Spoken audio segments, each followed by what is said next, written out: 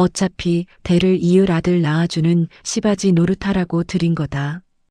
이제 쓸모가 다 끝났으니 당장 이 서류에 도장 찍고 내 아들 옆에서 꺼져. 출산 직후 하혈도 멈추지 않아 창백하게 누워있는 제게 시어머니는 남편과 화려한 상간녀를 대동하고 병실로 들이닥쳤습니다. 상간녀는 제 어머니의 유품인 낡은 은목걸이마저 빼앗으며 콧방귀를 뀌었죠. 위자료 대신 챙겨주는 걸 고맙게 생각해. 이 촌스러운 아줌마야. 그 순간 저는 짐승 같은 그들에게 매달리는 대신 거침없이 이혼 서류에 도장을 찍어 가슴팍에 던졌습니다.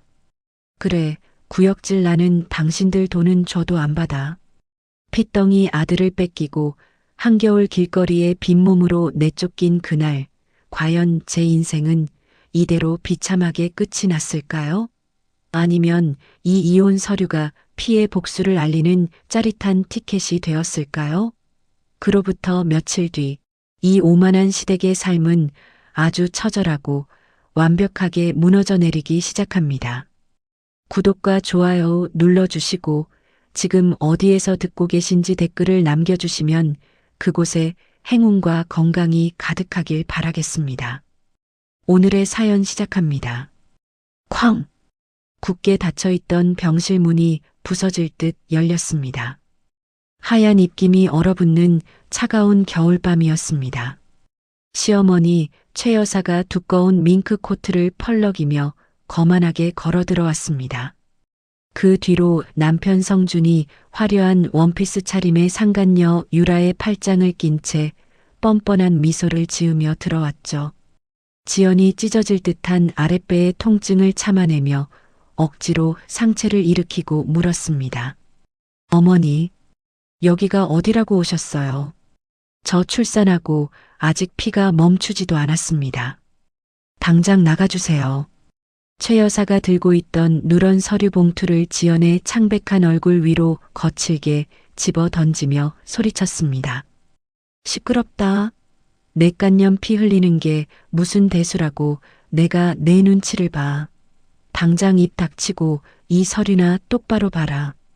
흩어진 서류에는 이혼 합의서와 친권 포기 각서라는 굵은 글씨가 적혀 있었습니다. 최 여사가 삿대질을 하며 매몰차게 쏘아붙였습니다. 어차피 우리 집안 3대 독자대를 이을 아들 낳아주는 시바지 노릇하라고 드린 거다. 이제 귀한 아들 낳았으니 내년의 쓸모는 다 끝났어. 당장 이 서류에 도장 찍고 내 아들 옆에서 꺼져. 지연이 분노로 파르르 떨리는 양손을 꽉 쥐며 핏발선 눈으로 소리쳤습니다. 어머니, 지금 제정신이세요? 방금 당신 집안 핏줄을 낳고 죽다 살아난 사람한테 어떻게 이럴 수 있습니까? 최 여사가 바닥에 침을 뱉는 신용을 하며 악독하게 대답했습니다. 핏줄? 착각하지 마라. 내 귀한 손자는 이제부터 우리 유라가 훌륭하게 기를 거다. 너같이 쥐뿔도 없는 친정부모 둔 청것이 내 손자 몸에 더러운 손 떼는 것 자체가 끔찍하고 소름이 끼친다. 지연이 믿을 수 없다는 듯 성준을 노려보며 다급하게 물었습니다. 성준아, 너도 어머니랑 같은 생각이야? 10달을 내 배 아파 품어 낳은 내 아이를 뺏고 나를 한겨울 길거리에 나앉게 하겠다고? 성준은 최 여사의 넓은 등 뒤에 비겁하게 숨은 채 유라의 명품 가방을 고쳐 매며 짜증스럽게 대꾸했습니다. 아, 피곤하게 왜 자꾸 나한테 그래. 엄마가 하라는 대로 해 그냥. 나 유라랑 빨리 혼인신고하고 신혼여행 가야 한단 말이야. 너 피비린내 나니까 빨리 도장이나 찍어. 유라가 코를 막고 콧방귀를 뀌며 지연의 침대 곁으로 성큼성큼 다가와 비아냥거렸습니다. 아줌마, 눈치가 있으면 알아서 비켜줘야지. 오빠가 아줌마 촌스럽고 궁상 맞아서 1분 1초도 같이 못 살겠대. 거울 좀 봐. 그 끔찍한 몰골로 무슨 남편을 잡겠다고 그래. 유라는 병실 화장대 위를 뻔뻔하게 뒤지더니 지연이 돌아가신 친정어머니에게 물려받은 낡은 은목걸이를 주머니에 쏙 집어넣었습니다. 지연이 이마에 굵은 식은땀을 흘리며 소리쳤습니다. 남의 물건에 지금 뭐 하는 짓이야? 그거 우리 죽은 엄마 유품이야. 당장 손 안 떼? 유라가 붉게 칠한 입술을 비틀어 올리며 비열하게 웃으며 대답했습니다. 어차피 위자료 한 푼 없이 빈몸으로 쫓겨날 주제에 이런 게 왜 필요해? 내가 불쌍해서 위자료 대신 챙겨주는 걸 고맙게 생각해. 이거 팔면 국밥 몇 그릇은 거뜬히 사 먹겠네. 그 순간 지연의 마음속 깊은 곳에서 뜨거운 분노의 불길이 화산처럼 치솟았습니다. 지난 5년간 지연은 최 여사의 끔찍한 폭언과 폭행에 시달리며 집안의 종년처럼 살았습니다.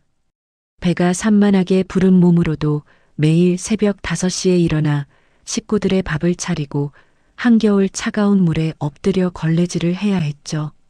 지연은 여기서 살려달라고 무릎 꿇고 매달려봤자 남은 인생마저 악마들의 발밑에서 처참하게 갉아먹힐 것이라 생각했습니다. 오히려 지금이 이 지옥 같은 악마들의 소굴에서 합법적으로 탈출할 수 있는 완벽한 기회였습니다. 지연이 오른손 손등에 깊숙이 꽂혀있던 링거 바늘을 거칠게 뽑아버리며 싸늘한 목소리로 말했습니다. 그래, 좋아. 어차피 구역질 나는 인간들이라 나도 더는 역겨워서 같이 못 살겠어. 최 여사가 당황한 듯 눈을 부릅뜨고 뒷걸음질 치며 물었습니다. 뭐라고? 네가 지금 감히 나한테 구역질이라고 했냐? 지연은 협탁 위에 놓인 볼펜을 낚아채더니 빳빳한 이혼 합의서와 친권 포기각서에 한치의 망설임도 없이 거침없이 서명하고 지장을 찍어버렸습니다. 지연이 피 묻은 서류를 성준의 가슴팍에 거칠게 던지며 차갑게 쏘아붙였습니다. 자, 여기 도장 찍었어. 이제 당신들하고 나는 완벽한 남남이야. 최 여사는 며느리가 바닥에 엎드려 매달릴 줄 알았다가 너무나 담담한 지연의 행동에 경악하며 소리쳤습니다. 너 이 독한 년, 머리가 어떻게 된 거 아니야? 한 푼도 못 준다고 했는데 덥석 도장을 찍어? 지연이 아랫배의 끔찍한 고통을 참아내며 낡은 옷장을 열고 짐을 챙기며 맞받아쳤습니다. 위자료? 당신들같이 더러운 인간들 돈은 줘도 안 받아. 냄새나고 역겨우니까 당장 내 눈앞에서 치워. 응애. 그때 병실 문 밖에서 갓난아기의 날카로운 울음소리가 들려왔습니다. 지연의 심장이 바닥으로 쿵 떨어졌습니다. 지연이 눈물을 머금고 유라를 거칠게 밀치며 소리쳤습니다. 내 아들 얼굴 한 번만 안아보겠습니다. 당장 비켜.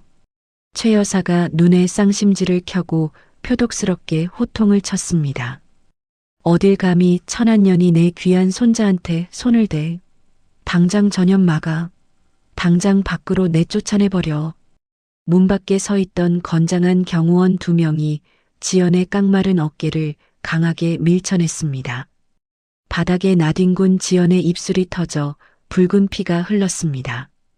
유라가 지연의 낡은 신발이 든 비닐봉지를 복도 쓰레기통에 처박아 버리며 낄낄거렸습니다. 아줌마, 제발 주제 파악 좀 해. 돈 한 푼 없는 몸으로 애 데려가서 길거리에서 굶어 죽일 작정이야? 낳아준 은혜는 내가 이따가 돈 몇 푼 보내서 갚아줄 테니 미련 갖지 말고 그냥 꺼져. 지연은 차가운 병실 대리석 바닥에 엎드린 채 주먹을 꽉 쥐었습니다. 손톱이 손바닥을 파고들어 피가 났지만 아무런 고통도 느껴지지 않았습니다. 무일푼의 병든 몸으로 악을 쓰고 저항해봤자 아이를 지킬 수 없다는 현실을 뼈저리게 깨달았죠. 지연은 머릿속으로 차갑고 치밀한 복수의 도면을 그리기 시작했습니다. 힘을 기르고 막대한 돈을 벌어서 가장 높은 곳에 올라가 저들의 숨통을 서서히 끊어놓겠다고 결심했습니다. 지연이 피가 나는 입술을 손등으로 거칠게 닦아내고 비틀거리며 일어나 또렷한 목소리로 말했습니다. 똑똑히 기억해. 내 아들 털끝 하나라도 건드리면 그땐 당신들 제명에 못 죽어. 내가 지옥 끝까지 쫓아가서 당신들 가죽을 벗겨버릴 테니까. 서늘하고 지독한 도끼가 서린 지연의 눈빛에 세 사람은 순간 숨을 멈추고 굳어버렸습니다. 지연은 미련 없이 등을 돌려 차가운 복도를 걸어 나갔습니다. 엘리베이터를 타고 텅 빈 병원 로비로 내려온 지연은 주머니를 뒤졌습니다. 상처투성이 손에 쥐어진 것은 1,000원짜리 지폐 몇 장이 전부였죠. 병원 자동문 밖으로 나서자 날카로운 칼바람이 지연의 뺨을 사정없이 때렸습니다. 당장 오늘 밤 몸을 누일 곳조차 없는 잔인한 현실이 덮쳐왔습니다. 하지만 어둠 속을 걸어가는 지연의 눈동자는 맹수보다 뜨겁고 무섭게 타오르고 있었습니다. 며칠 뒤 서울가정법원 앞이었습니다. 살을 애는 듯한 날카로운 겨울바람이 지연의 얇은 낡은 패딩 옷깃을 사정없이 파고들었죠. 하늘에서는 잿빛 눈발이 흩날리고 있었습니다. 굳게 닫혔던 법원 문이 열리고 성준과 유라가 서로 팔짱을 낀 채 소리내어 웃으며 계단을 내려왔습니다. 아이고, 속이 다 시원하네. 이제 저 거머리 같은 년이랑은 진짜 끝이야. 성준이 과장된 몸짓으로 기지개를 켜며 유라의 볼에 쪽소리가 나게 입을 맞췄습니다. 오빠, 저 아줌마 꼴 좀 봐. 당장 내일 길바닥에서 동사하게 생겼어. 유라가 손가락질하며 지연의 깡마른 어깨를 향해 비웃음을 날렸습니다. 지연은 서류에 찍힌 이혼 도장의 붉은 인주를 한번 내려다본 뒤 두 사람의 역겨운 얼굴을 똑똑히 눈에 새기며 묵묵히 뒤돌아 걸었습니다. 지금은 저 악마들이 승리자처럼 웃고 있지만 머지않아 저 입에서 피눈물이 폭포수처럼 쏟아지게 만들겠다고 지연은 어금니를 꽉 깨물었습니다. 법원을 빠져나온 지연은 철거를 앞둔 산동네의 비좁고 컴컴한 단칸방에 짐을 풀었습니다. 보증금도 없는 월세 10만 원짜리 방은 벽지에 새카만 곰팡이가 피어 있었고 코를 찌르는 퀴퀴한 하수구 냄새가 진동했습니다. 냉기가 날카롭게 올라오는 차가운 장판 위에 몸을 웅크린 지연은 주머니를 뒤졌습니다. 손바닥 위에 올려진 동전 몇 개로는 당장 내일 먹을 쌀 한 줌조차 살 수 없었죠. 다음 날 아침 일찍 지연은 무작정 동네 시장 구석에 있는 허름한 백반집 문을 열고 들어갔습니다. 식당 안은 시큼한 쉰내와 기름 찌든 냄새가 섞여 있었고 파리만 윙윙거리며 날아다녔습니다. 식당 구석에서는 백발이 성성한 오할머니가 쪼그려 앉아 신경질적으로 마늘을 까고 있었습니다. 할머니, 저 여기서 일하게 해주세요. 설거지든 화장실 청소든 뭐든지 다 하겠습니다. 지연이 간절한 눈빛으로 다가가 오할머니의 굵은 주름이 패인 손을 덥석 잡으며 말했습니다. 아이고 깜짝이야. 쯧쯧. 얼굴에 핏기 하나 없는 귀신 같은 년이 여긴 못하러 기어들어 왔어? 재수 없으니까 당장 나가. 오할머니가 매몰차게 손을 뿌리치며 바닥에 마늘 껍질을 퇴뱉었습니다. 저 정말 갈 곳이 없어요. 돈은 한 푼도 안 주셔도 되니까 제발 남은 밥만 먹여주세요. 지연은 차가운 시멘트 바닥에 무릎을 꿇고 눈물을 뚝뚝 흘리며 애원했습니다. 그 지독하게 절박한 모습에 오할머니는 깊은 한숨을 내쉬며 더러운 앞치마를 지연의 얼굴 위로 툭 던졌습니다. 에라이 썩을 내 팔자야. 저기 냄새나는 주방 가서 산더미처럼 쌓인 고기 불판이나 박박 닦아. 그날부터 지연의 처절한 생존이 시작되었습니다. 지연은 하루 15시간씩 차가운 지하수에 맨손을 담그며 기름진 그릇들을 닦아냈습니다. 출산 직후 쉴 틈도 없이 일한 탓에 지연의 손등은 붉게 트고 갈라져 붉은 피가 뚝뚝 떨어졌죠. 허리가 끊어질 듯 아파오면 지연은 싱크대 모서리를 꽉 부여잡고 빼앗긴 아들의 얼굴을 떠올렸습니다. 늦은 밤 식당 불을 끄고 주방 바닥에 주저앉아 가쁜 숨을 몰아쉬는 지연 앞에 오할머니가 커다란 양푼을 툭 내려놓았습니다. 있다. 먹고 죽은 귀신이 때깔도 곱다더라. 눈치 보지 말고 꾸역꾸역 다 처먹어.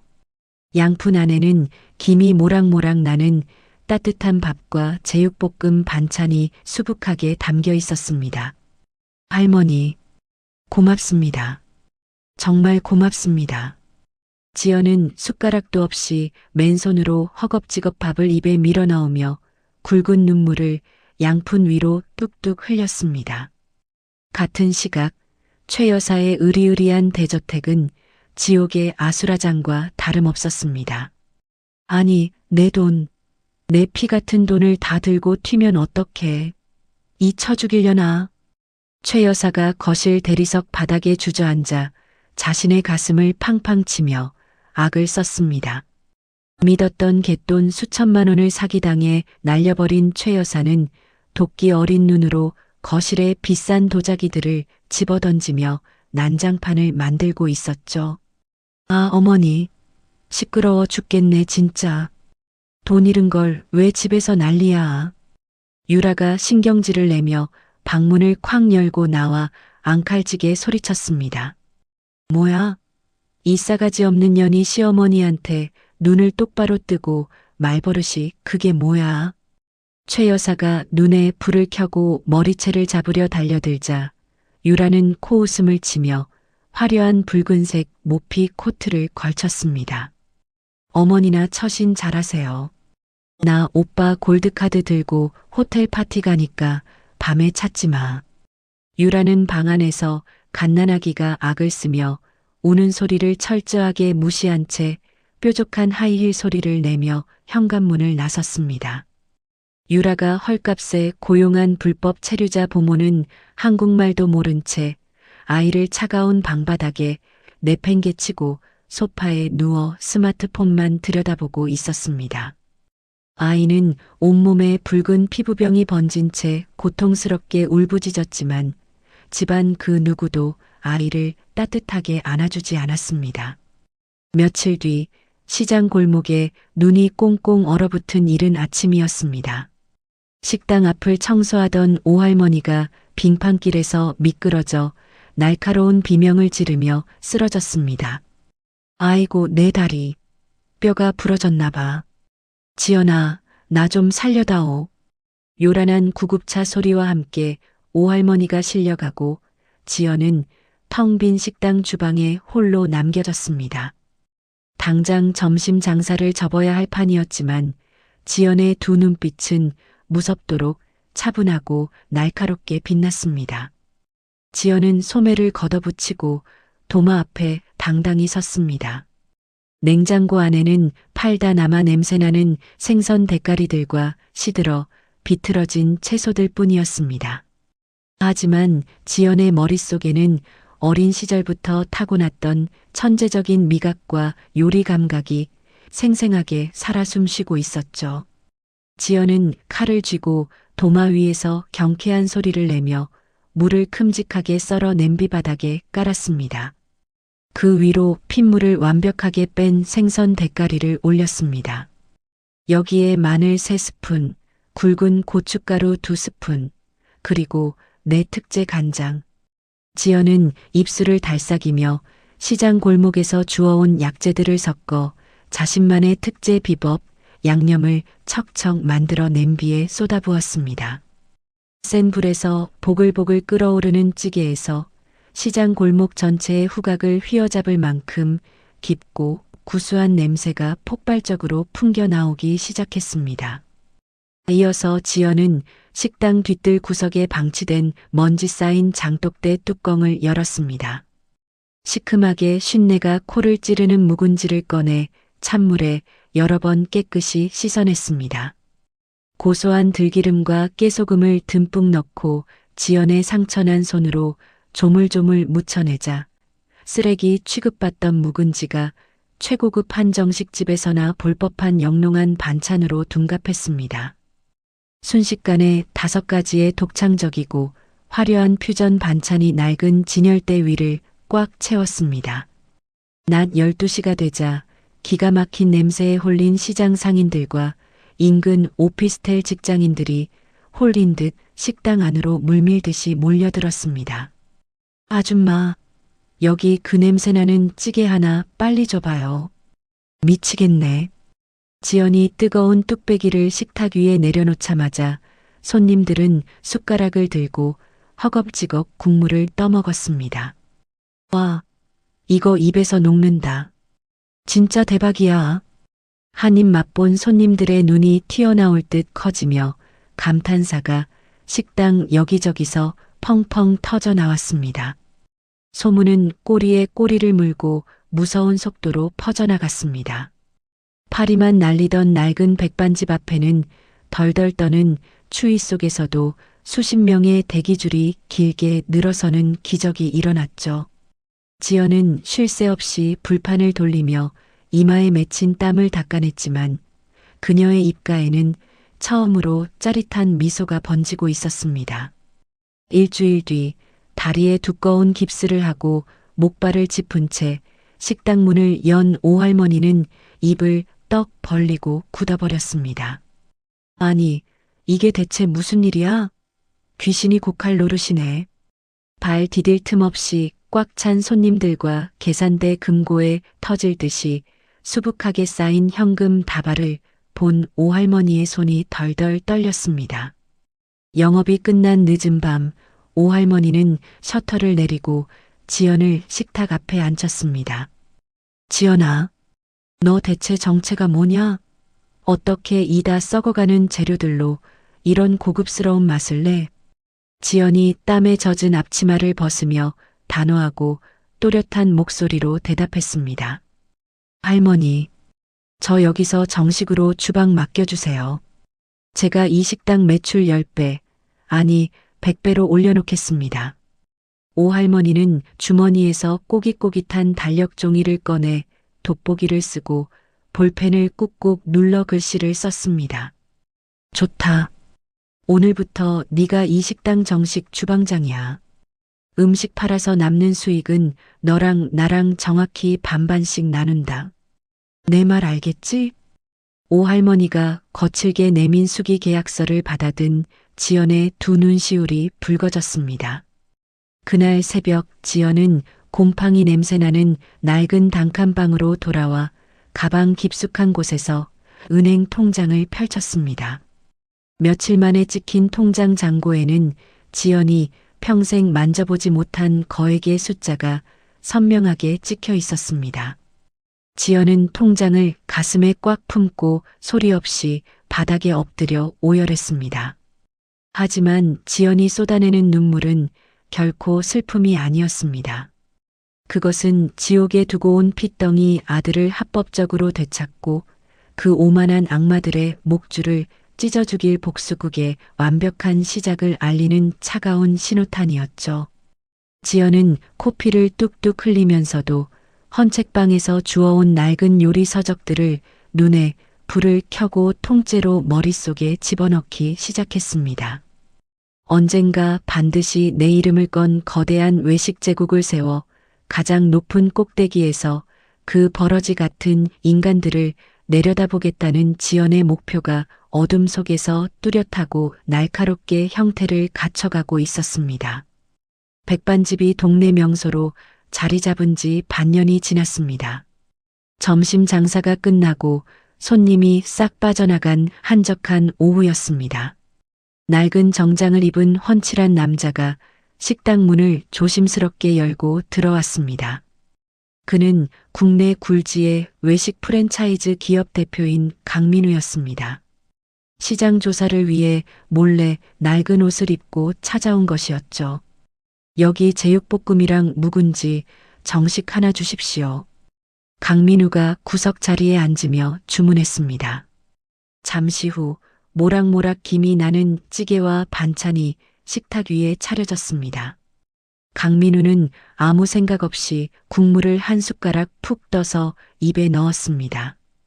그 순간 강민우의 눈이 커다랗게 변했습니다. 아니, 이 맛은? 설마 그럴 리가 없는데. 강민우가 들고 있던 숟가락을 식탁 위에 거칠게 내려놓으며 중얼거렸습니다.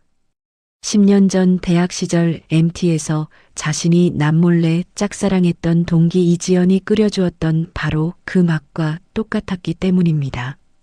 강민우의 심장이 미친 듯이 뛰기 시작했습니다. 맛이 없어요? 간이 짠가요? 주방 쪽에서 낡은 앞치마를 두르고 땀을 닦으며 걸어 나온 주방장이 걱정스럽게 물었습니다.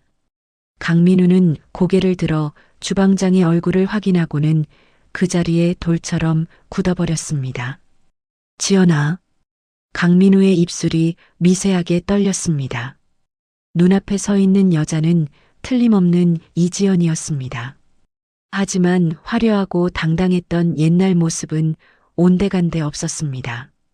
머리는 헝클어지고 손등은 쩍쩍 갈라져 붉은 피가 맺혀 있었죠. 그 처참한 몰골에 강민우는 숨이 턱 막혔습니다. 자신이 알던 그 빛나던 여자가 왜 이런 구석진 식당에서 험한 일을 하고 있는지 믿을 수 없었습니다. 네, 저를 아시나요? 지연이 의아한 표정으로 고개를 갸우뚱하며 물었습니다. 강민우는 차마 아는 척을 할 용기가 나지 않았습니다.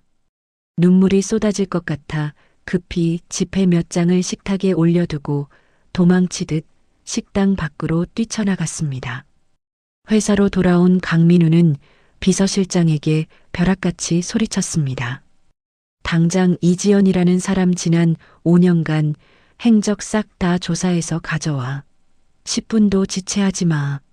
며칠 뒤 비서실장이 두꺼운 보고서를 들고 대표실로 들어왔습니다. 서류를 넘겨보던 강민우의 얼굴이 분노로 시뻘겋게 달아올랐습니다.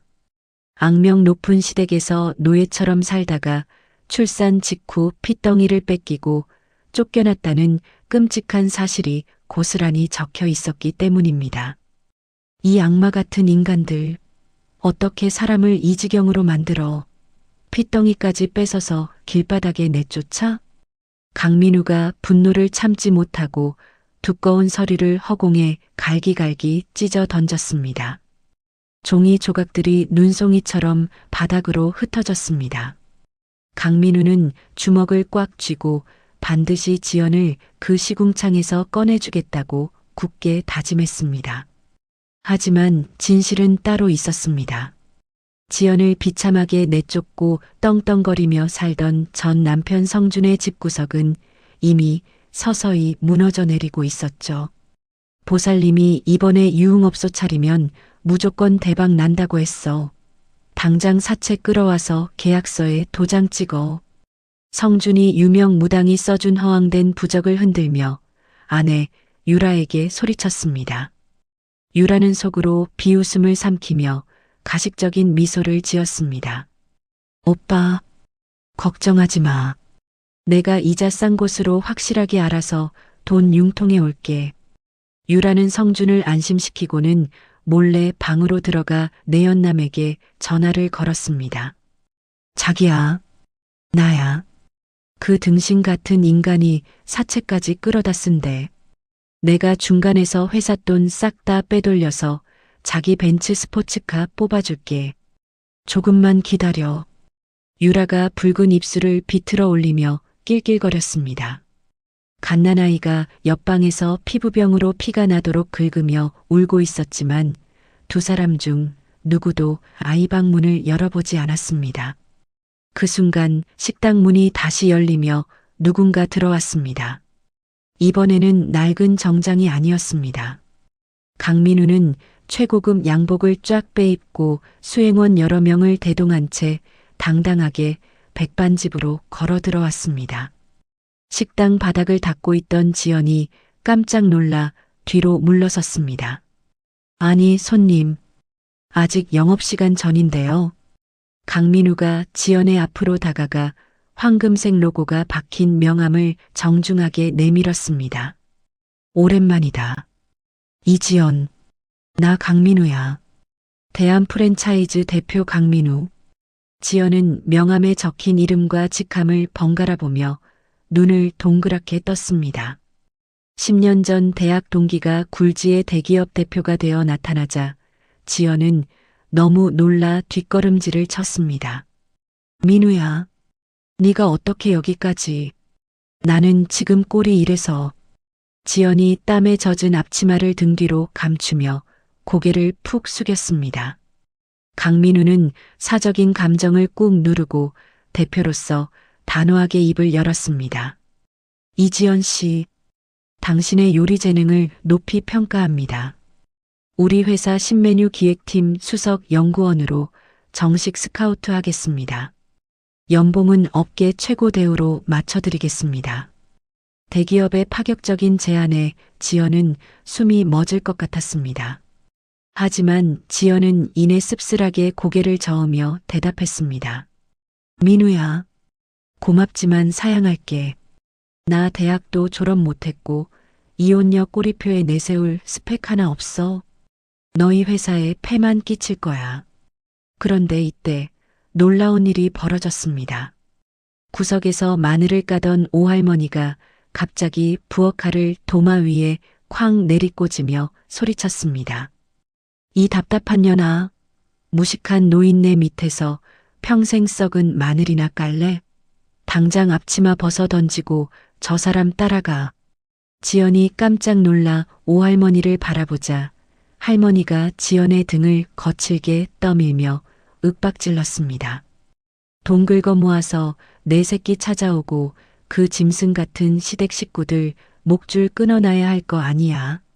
여기서 찌개나 끓이고 있으면 복수가 하늘에서 뚝 떨어진대. 넓은 세상으로 나가서 독하게 살아남아. 오할머니의 호통에 지연의 가슴속에서 차갑게 식어있던 복수심이 화산처럼 다시 불타올랐습니다. 지연은 떨리는 주먹을 꽉 쥐고 입술을 깨물었습니다. 맞습니다. 이 좁은 골목에서는 억만 년이 지나도 그 악마들을 발밑에 꼴릴 수 없었죠. 지연이 결연한 눈빛으로 강민우를 똑바로 쳐다보며 말했습니다. 좋아. 그 제안 받아들일게. 내 모든 걸 걸고 당신 회사 최고로 만들어 놓을 테니까 나한테 힘을 줘. 강민우가 부드럽게 미소 지으며 고개를 끄덕였습니다. 지연은 허리에 묶여있던 낡은 끈을 풀고 앞치마를 도마 위에 가지런히 올려두었습니다. 오할머니를 향해 큰 절을 한번 올린 지연은 눈물을 훔치고 밖으로 나섰습니다. 번쩍이는 고급 세단 문이 열리고 지연은 그 어느 때보다 비장한 표정으로 화려한 강남 한복판을 향해 첫 발을 내디뎠습니다. 강남 한복판에 우뚝 솟은 거대한 빌딩 로비로 지연이 당당하게 걸어 들어왔습니다. 시장 바닥에서 입던 낡은 패딩을 벗어 던지고 몸에 딱 떨어지는 깔끔한 검은색 정장을 입은 모습이었죠. 구두 굽소리가 대리석 바닥에 부딪히며 지연의 굳은 결심을 말해주고 있었습니다. 하지만 신메뉴 기획팀 사무실 문을 열고 들어선 순간 사람들의 비웃음 섞인 험담이 화살처럼 쏟아졌습니다. 저 여자가 그 소문난 기획팀 낙하산이야? 대학도 졸업 못했다던데 무슨 수석 연구원이야. 대표님이랑 뒤로 무슨 짓을 했길래 저런 자리를 꿰찼대? 팀원들의 노골적인 수군거림에도 지연은 눈 하나 깜짝하지 않았습니다. 이깟 텃세에 무너질 거였으면 지옥 같은 시궁창에서 기어 나오지도 않았을 거라고 속으로 굳게 되뇌었죠. 그때 거만한 표정의 기획팀장인 김 팀장이 서류 뭉치를 지연의 책상 위로 거칠게 내동댕이 치며 다가왔습니다. 이봐요. 이지연 씨, 회사에 들어왔으면 밥값은 해야지. 창고에 썩어가는 악성 재고 식재료 10톤이 있으니까 그걸로 일주일 안에 신메뉴 하나 완벽하게 뽑아내. 지연이 차분하지만 단호한 목소리로 김 팀장의 눈을 똑바로 쳐다보며 대답했습니다. 버려진 식재료로 일주일 안에 신메뉴를 개발하라고요? 그건 물리적으로 불가능한 일정입니다. 불가능? 낙하산 타고 내려왔으면 이 정도 능력은 보여줘야 하는 거 아니야? 꼬우면 당장 짐 싸서 네 발로 나가. 김 팀장이 삿대질을 하며 소리치자 주변 팀원들이 비열하게 낄낄거렸습니다. 지연은 화를 내는 대신 입가에 서늘한 미소를 지으며 고개를 끄덕였습니다. 좋습니다.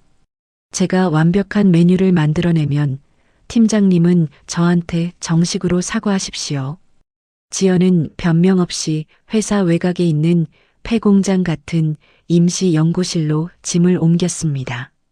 녹슨 조리기구들만 덩그러니 놓인 낡은 곳이었지만 지연은 밤을 꼬박 새우며 배합 테스트를 거듭했습니다.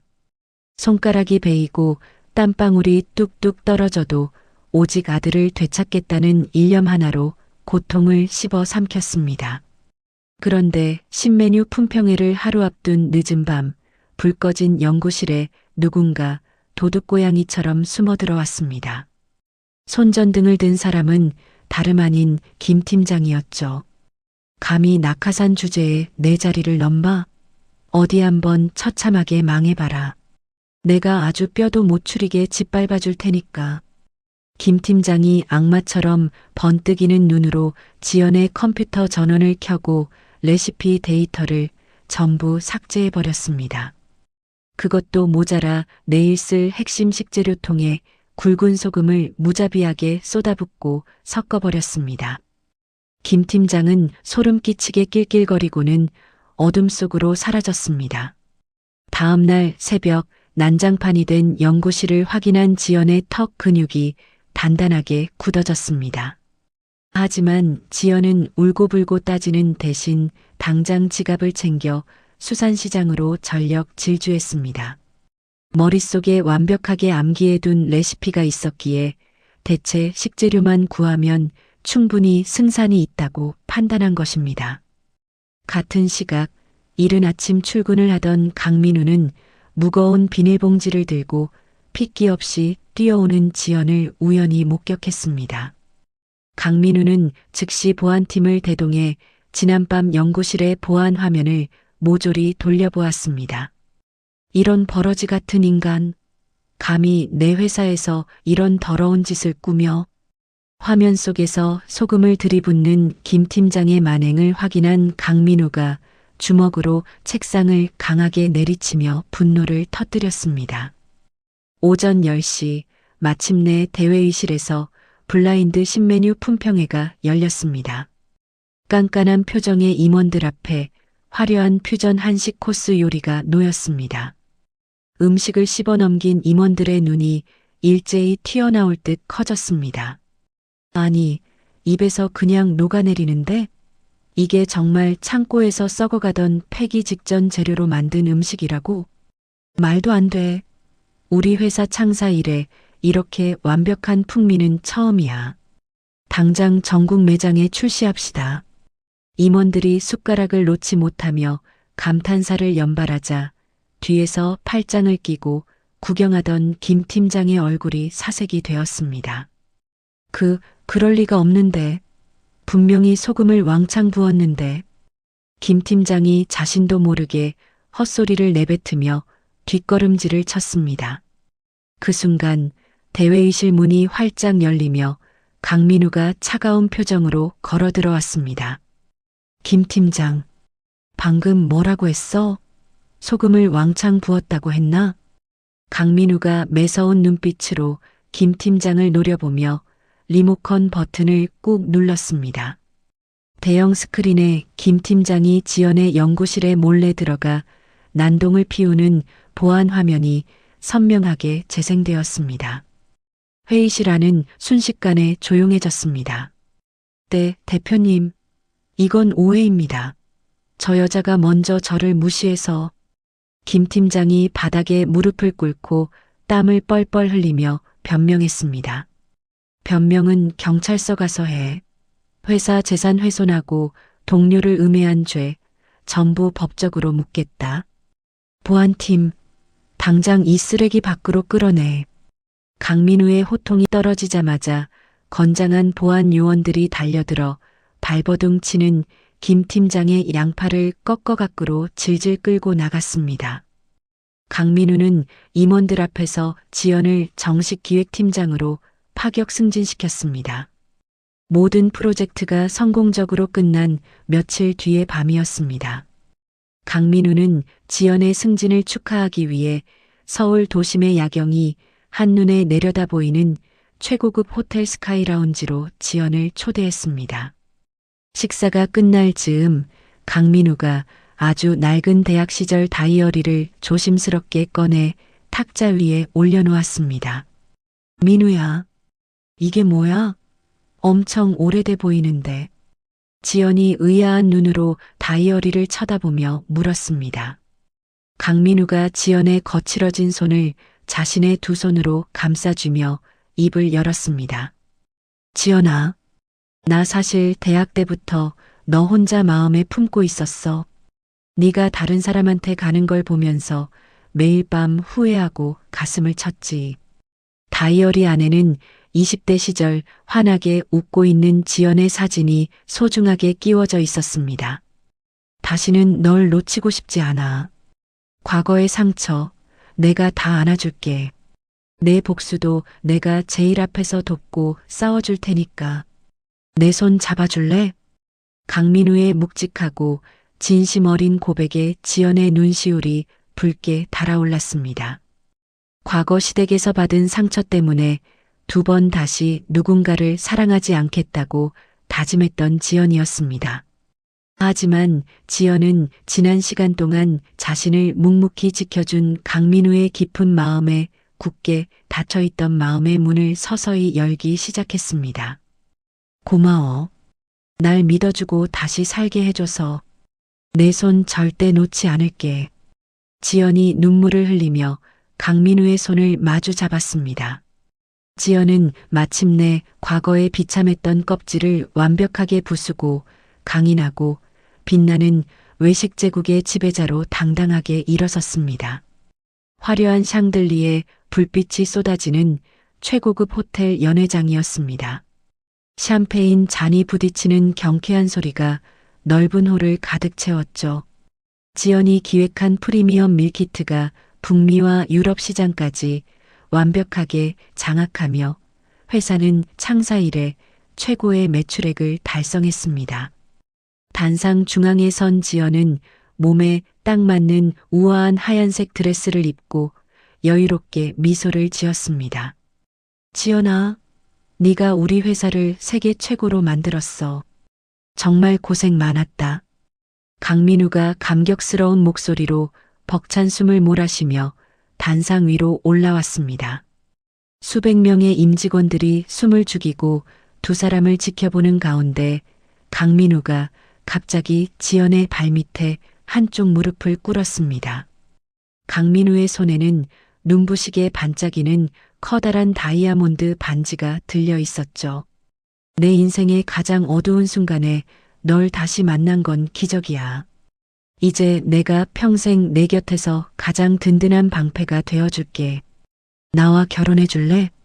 강민우의 진심 어린 청혼에 연회장 곳곳에서 환호성과 박수가 터져 나왔습니다. 지연은 두 손으로 입을 틀어막고 굵은 눈물을 뚝뚝 흘리며 고개를 끄덕였습니다. 응, 기꺼이 그럴게.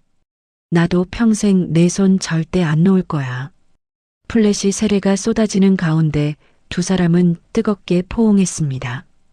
두 달 뒤 철통 보안이 유지되는 야외 식장에서 화려한 웨딩 마치가 울려 퍼졌습니다. 식이 끝나고 패백실에 앉아있던 지연에게 강민우의 어머니가 두꺼운 서류 봉투를 쑥 내밀었습니다. 어머니, 이게 뭡니까? 지연이 깜짝 놀라 서류를 꺼내보며 눈을 동그랗게 떴습니다. 강남 한복판에 있는 대형 상가 건물의 등기 권리증이었습니다. 명의는 똑똑히 이지연 세 글자로 되어 있었죠. 아가, 우리 집안은 며느리한테 앞치마 두르게 하고 제사상 차리게 하는 구식 집안 아니야.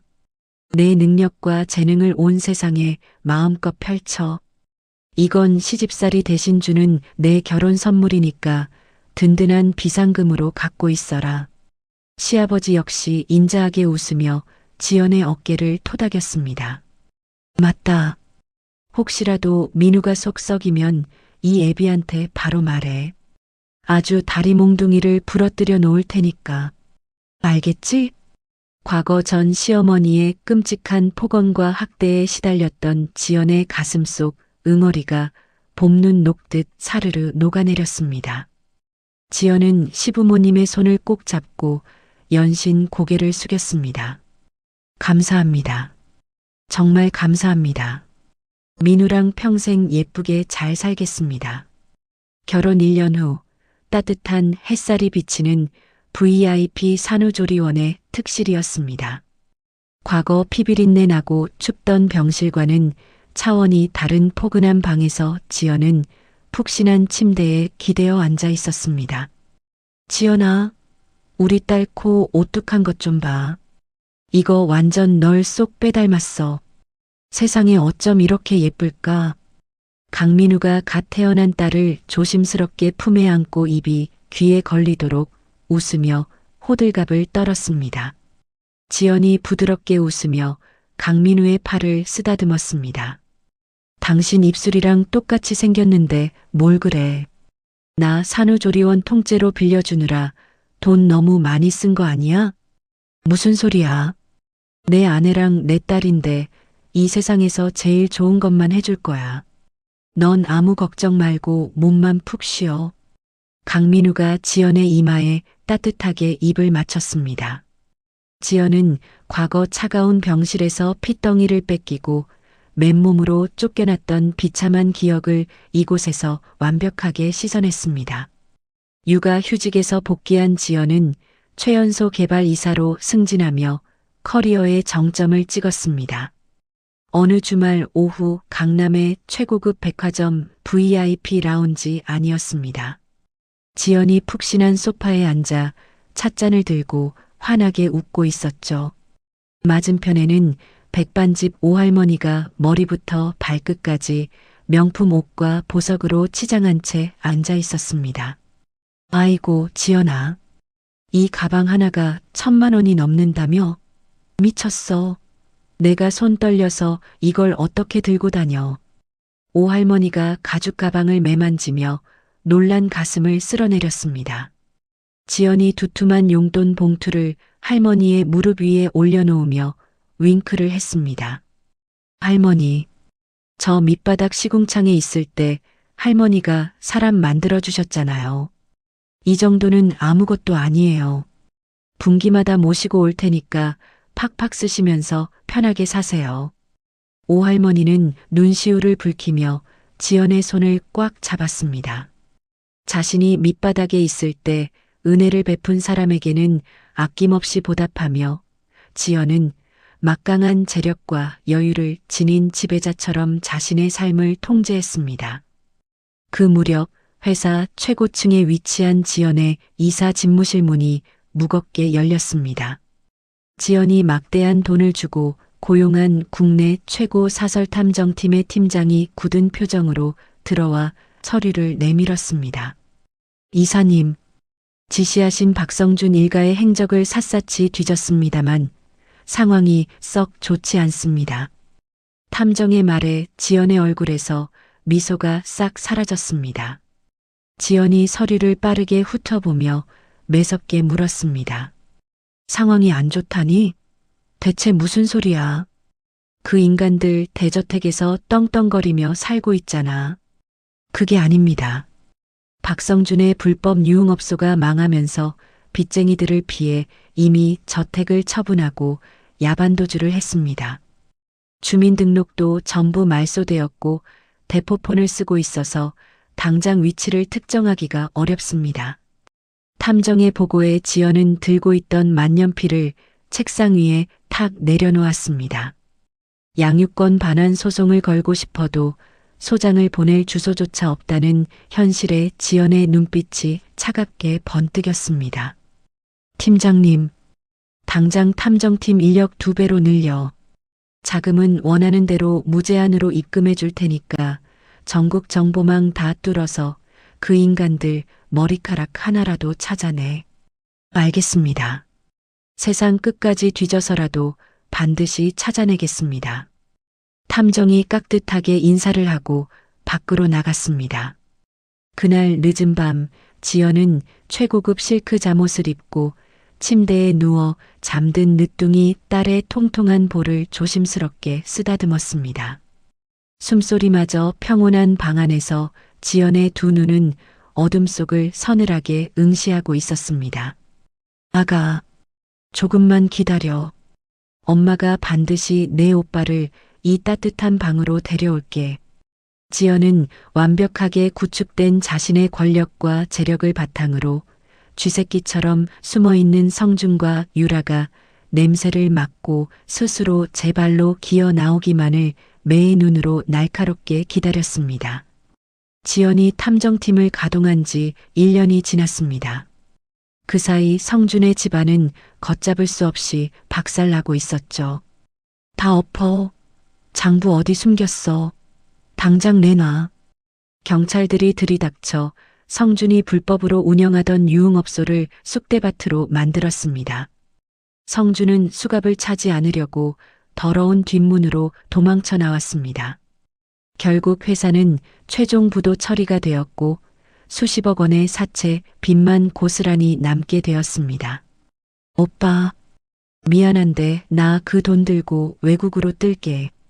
공항에서 봐. 유라는 내연남과 함께 남은 회사 돈을 모조리 챙겨 도망을 쳤습니다. 하지만 유라 역시 브로커에게 사기를 당해 전 재산을 탕진하고 빈털터리가 되었습니다. 이 빌어먹을 놈아, 당장 내 돈 내놔. 성준의 대저택으로 들이닥친 사채업자들이 야구 방망이로 가구를 부수고 행패를 부렸습니다. 그 끔찍한 충격으로 시어머니 최 여사가 뒷목을 잡고 쿵 쓰러졌습니다. 어머니, 나 돈 없어. 병원비 못 내니까 알아서 살아. 성준은 입에 거품을 물고 쓰러진 자기 엄마를 버려둔 채 혼자 도망을 쳤습니다.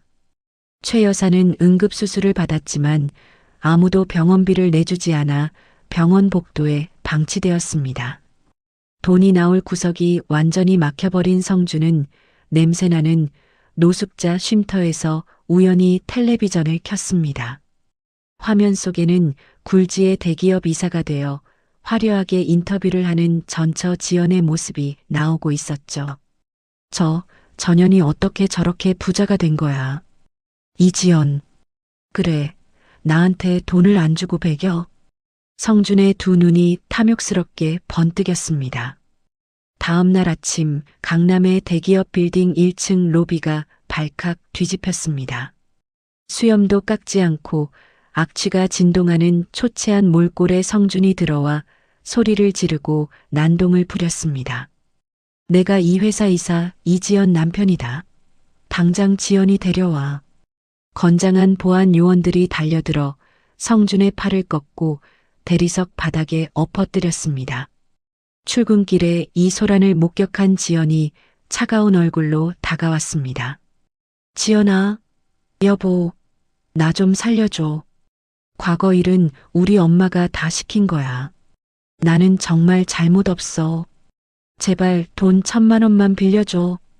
성준이 바닥에 엎드린 채 지연의 구두 끝을 향해 구걸하며 발악했습니다. 지연은 얼음장처럼 차가운 얼굴로 굽어보며 보안팀장에게 지시했습니다. 경찰 불러서 당장 업무방해로 넘기세요. 쓰레기 냄새나니까 내 눈앞에서 치워요. 지연아, 내가 잘못했어. 제발 한 번만 살려줘.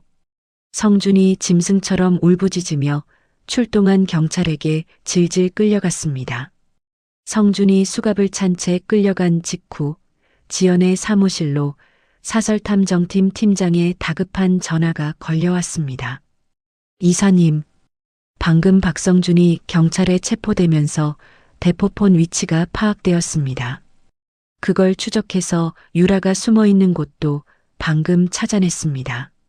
지연이 책상을 짚으며 떨리는 목소리로 물었습니다. 내 아들은? 우리 아들은 무사한가요? 전화기 너머 탐정의 목소리가 무겁게 가라앉았습니다. 이사님, 마음 단단히 먹으셔야겠습니다. 유라가 빚쟁이들을 피해 도망다니면서 첫째 아드님을 빈민가의 폐가 단칸방에 가둬두었습니다. 뭐라고요? 폐가에 가둬요? 지연의 심장이 바닥으로 쿵 떨어졌습니다. 문에는 굵은 자물쇠가 채워져 있고 난방도 전혀 안 되는 곳입니다. 며칠째 물 한 모금 못 마신 아이가 심각한 영양실조와 폐렴으로 사경을 헤매고 있다고 합니다.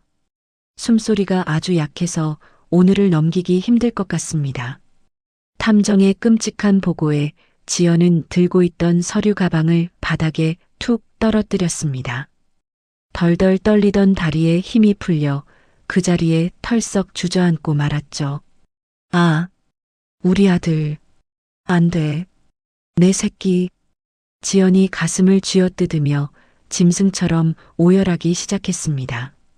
그토록 찾아 헤매던 핏덩이 아들이 지옥 같은 곰팡이 구덩이에서 혼자 굶어 죽어가고 있었다는 사실에 숨을 쉴 수가 없었습니다.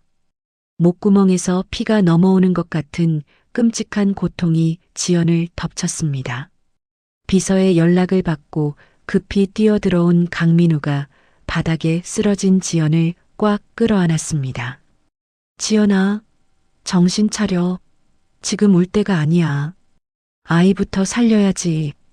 강민우가 지연의 어깨를 꽉 잡고 눈을 맞추며 소리쳤습니다. 지연은 흐르는 눈물을 손등으로 벅벅 닦아내고 핏발선 눈으로 몸을 일으켰습니다. 끓어오르는 분노에 온몸의 피가 역류하는 것 같았죠. 민우야, 당장 가용한 인력 전부 동원해. 내 새끼 구출하고 저 악마들 오늘 다 죽여버릴 거야. 한 놈도 살려두지 않겠어. 지연이 이를 갈며 무섭게 선언했습니다. 강민우는 즉시 비서실에 인터폰을 연결해 긴급 지시를 내렸습니다. 회사 소속 법무팀 변호사들 전부 비상 소집해. 그리고 사설 경호팀이랑 최고급 구급차 대동해서 내가 지금 보내는 주소로 당장 출발시켜. 강민우가 지연의 손을 꽉 잡고 사무실을 박차고 나갔습니다. 지옥의 밑바닥에서 숨이 끊어져 가는 아들을 구하고 짐승보다 못한 인간들을 완벽하게 찢어밟길 최후의 사냥이 마침내 시작되었습니다. 요란한 경찰차의 사이렌 소리가 좁고 캄캄한 빈민가 골목을 찢을 듯이 울렸습니다. 강민우의 최고급 세단이 흙먼지를 일으키며 낡은 폐가 앞에 급정거했죠. 차 문이 열리기도 전에 지연이 짐승처럼 뛰쳐나왔습니다. 빨리요. 제발 저 문 좀 빨리 열어주세요. 지연이 굳게 닫힌 녹슨 철문을 주먹으로 쾅쾅 두드리며 경찰을 향해 울부짖었습니다. 경찰 특수기동대가 무거운 절단기를 들고 와서 굵은 자물쇠를 사정없이 끊어냈습니다. 쾅! 무거운 철문이 떨어져 나가자 코를 찌르는 악취와 썩은 곰팡이 냄새가 훅 끼쳐왔습니다. 아들아, 내 새끼야. 어디 있어? 지연이 손전등 불빛을 따라 얼어붙은 방 안으로 뛰어들어갔습니다. 방구석에는 쥐들이 파먹은 쓰레기 봉투들이 널려 있었고 그 한가운데에 더러운 담요를 뒤집어 쓴 작은 몸뚱이가 웅크리고 있었습니다. 지연이 덜덜 떨리는 손으로 담요를 걷어냈습니다. 아, 안 돼. 지연의 입에서 심장이 찢어지는 듯한 비명이 터져 나왔습니다. 뼈가 다 드러날 정도로 깡마른 아이가 얼굴이 새파랗게 질린 채 의식을 잃고 쓰러져 있었죠. 며칠째 물 한 모금 마시지 못해 아이의 입술은 쩍쩍 갈라져 피가 말라붙어 있었습니다. 아들, 눈 좀 떠봐. 엄마야. 엄마가 데리러 왔어. 지연이 아이의 차가운 몸을 꽉 끌어안고 자신의 체온을 나누려 미친 듯이 얼굴을 비볐습니다. 뒤따라 들어온 강민우가 눈물을 뚝뚝 흘리며 구급대원들을 다급하게 불렀습니다. 여기요. 아이가 숨을 안 쉽니다. 당장 구급차로 옮기세요. 구급대원들이 아이의 입에 산소호흡기를 씌우고 들것에 눕혀 쏜살같이 구급차로 달렸습니다. 지연은 아이의 앙상한 손을 두 손으로 꼭 쥐고 피눈물을 흘렸습니다. 구조된 아들은 대학병원 VIP 특실로 옮겨져 밤샘 응급 치료를 받았습니다. 다음 날 아침 삑삑 울리던 기계음이 안정을 되찾고 아이의 창백했던 뺨에 미세하게 혈색이 돌기 시작했습니다. 지연아, 의사 선생님이 고비는 넘겼대. 우리 아들 이제 살았어. 밤새 지연의 곁을 지키던 강민우가 지연의 어깨를 감싸주며 속삭였습니다. 지연은 아이의 마른 손등에 수없이 입을 맞추며 서늘하게 가라앉은 눈으로 일어났습니다. 민우야, 나 이제 절대 안 울어. 그 버러지 같은 악마들, 내가 숨통을 다 끊어놓을 거야. 그 시각 지연의 전속 변호사인 박 변호사가 병실로 들어와 깍듯하게 고개를 숙였습니다. 이사님, 지시하신 대로 성준과 유라의 은닉 재산을 전부 찾아냈습니다. 유라 이름으로 빼돌린 차명 계좌까지 단 1원도 남김없이 법원에 가압류 신청을 마쳤습니다. 이제 그 인간들은 숨을 쉴 돈조차 없습니다. 수고하셨어요. 유라는 지금 어디 있습니까? 지연이 매섭게 눈을 번뜩이며 물었습니다. 아동학대 지명수배가 떨어지자마자 브로커를 통해 위조 여권을 샀다고 합니다. 오늘 밤 인천항에서 밀항선을 타고 도망칠 계획입니다. 사설탐정팀이 이미 항구에 매복하고 있습니다. 박 변호사의 말에 지연의 입가에 잔인하고 차가운 미소가 번졌습니다. 그날 자정 무렵 캄캄한 인천항 여객터미널 뒷골목이었습니다. 검은 모자를 푹 눌러 쓴 유라가 불안한 눈빛으로 주위를 두리번거리며 커다란 캐리어를 끌고 나타났습니다. 아씨, 배는 왜 안 오는 거야? 이러다 경찰한테 잡히면 끝장인데. 유라가 신경질적으로 손톱을 물어뜯으며 중얼거렸습니다. 그 순간 어둠 속에서 수십 개의 자동차 라이트가 한꺼번에 켜지며 유라의 눈을 부시게 만들었습니다. 유라 씨, 움직이지 마. 당신 포위됐어. 지연이 고용한 사설탐정들과 해양경찰들이 우르르 몰려나와 유라의 앞을 겹겹이 가로막았습니다. 야, 이거 나요. 나 안 갈 거야. 살려주세요. 유라가 미친 사람처럼 비명을 지르며 캐리어를 던지고 뒤로 도망치려 했습니다. 하지만 건장한 경찰 2명이 순식간에 달려들어 유라를 바닥에 거칠게 엎어뜨렸습니다. 찰칵! 차갑고 무거운 수갑이 유라의 양손목에 단단하게 채워졌습니다. 바닥에 얼굴이 짓눌린 유라는 흙먼지를 뒤집어 쓴 채 짐승처럼 울부짖었습니다. 며칠 뒤 차디찬 유치장 면회실이었습니다. 아동학대와 사기 혐의로 구속된 성준과 유라가 철창을 사이에 두고 마주 앉았습니다. 야, 이 미친년아. 네가 감히 내 돈 다 훔쳐서 도망을 가? 너 때문에 내 인생이 박살났잖아. 성준이 눈에 핏발을 세우고 철창을 부술 듯이 흔들며 욕설을 퍼부었습니다. 웃기고 있네. 오빠가 무능해서 집안 다 말아먹은 걸 왜 내 탓을 해? 나 오빠 찌질하고 돈 없어서 진작부터 딴 남자 만나고 있었어. 유라도 지지 않고 독을 품은 목소리로 악을 썼습니다. 서로가 원수라며 침을 뱉고 발악하는 두 사람의 모습은 시궁창의 쥐떼보다도 더 추악하고 비참했습니다. 성준은 자신이 형량을 독박쓸까봐 극도의 공포에 질렸습니다. 성준이 교도관에게 매달리며 애원했습니다. 제발 지연이 변호사 좀 불러주세요. 제가 무릎 꿇고 빌겠다고 전해주세요.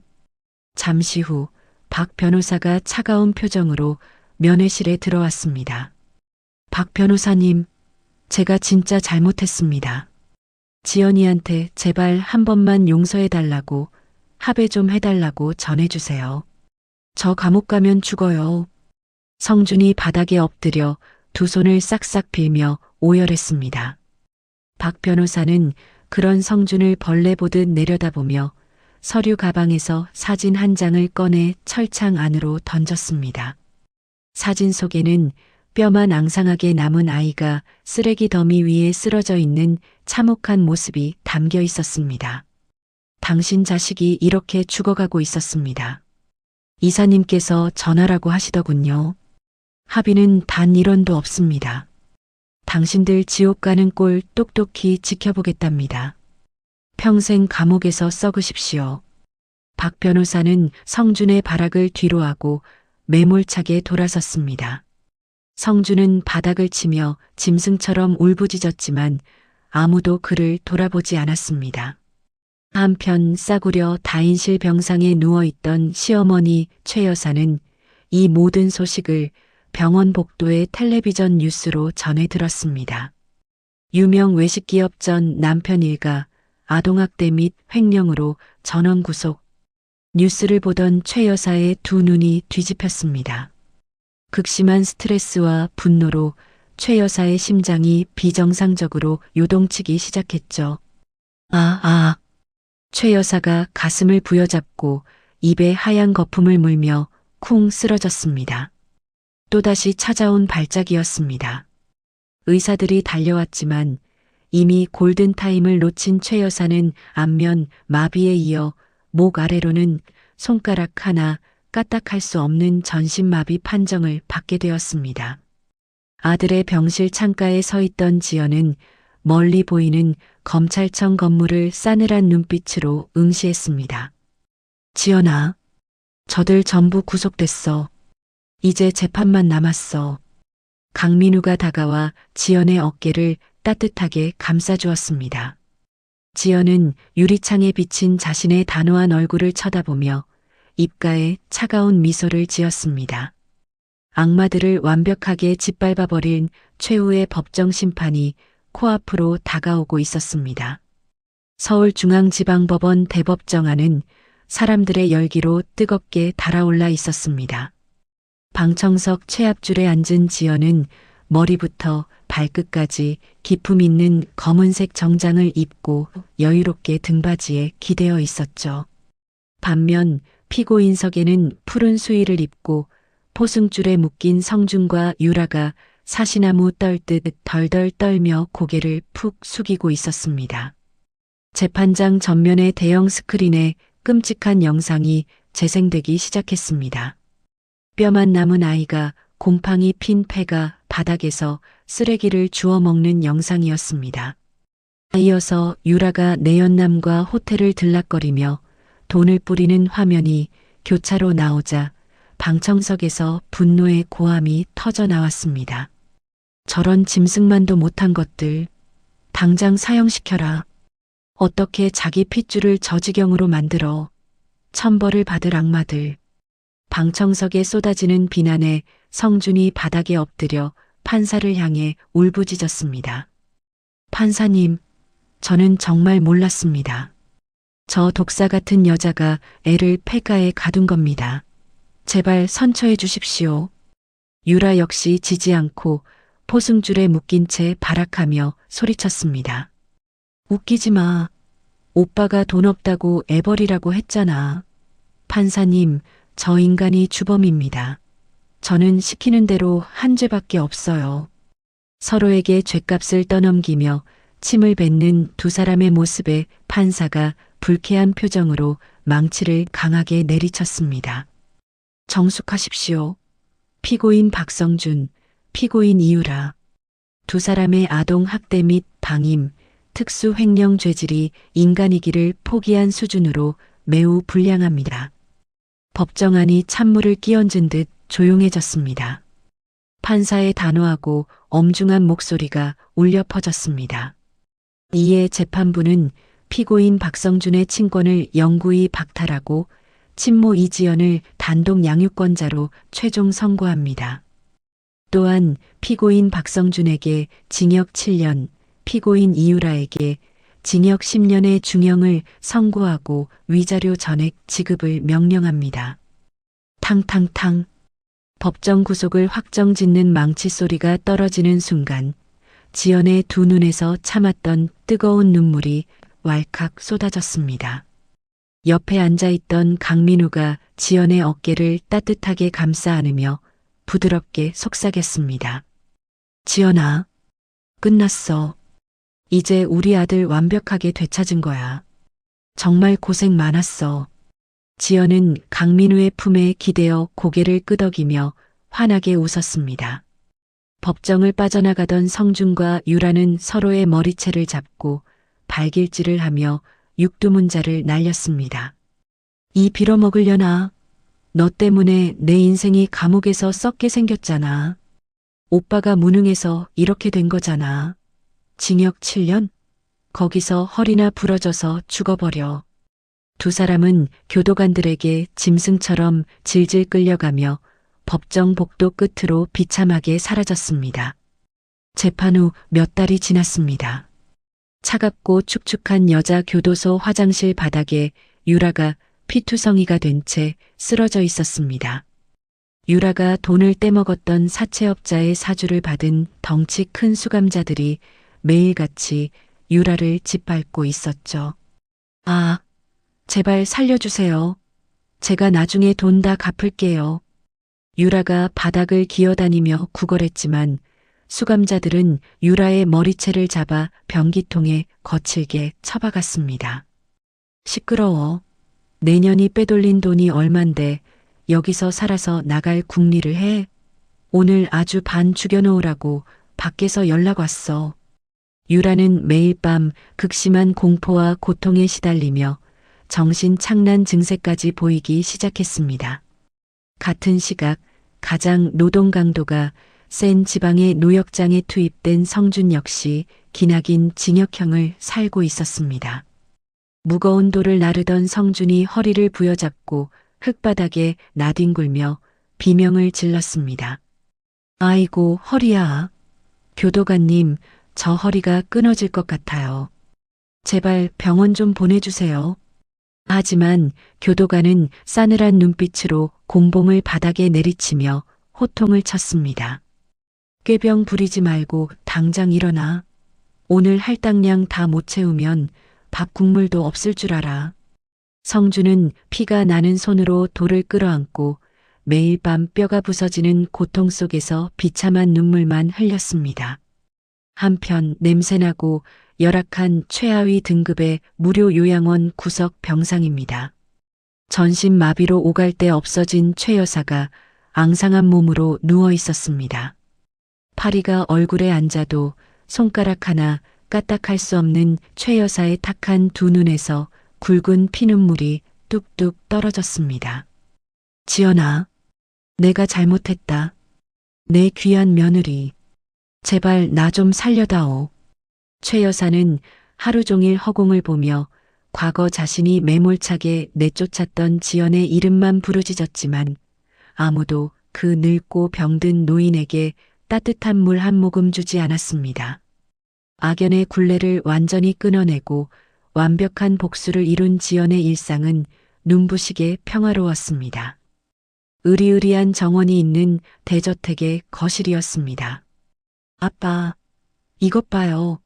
내가 로봇 조립했어요. 건강을 완벽하게 회복한 첫째 아들이 강민우의 품에 와락 안기며 해맑게 웃었습니다. 처음에는 낯선 환경을 극도로 경계하던 아들도 지연의 헌신적인 사랑과 강민우의 진심 어린 노력 덕분에 마음의 문을 활짝 열었죠. 우와, 우리 아들 천재인데? 아빠가 주말에 로봇 박물관 데려가 줄게. 강민우가 아들을 번쩍 안아 올리며 볼에 뽀뽀를 퍼부었습니다.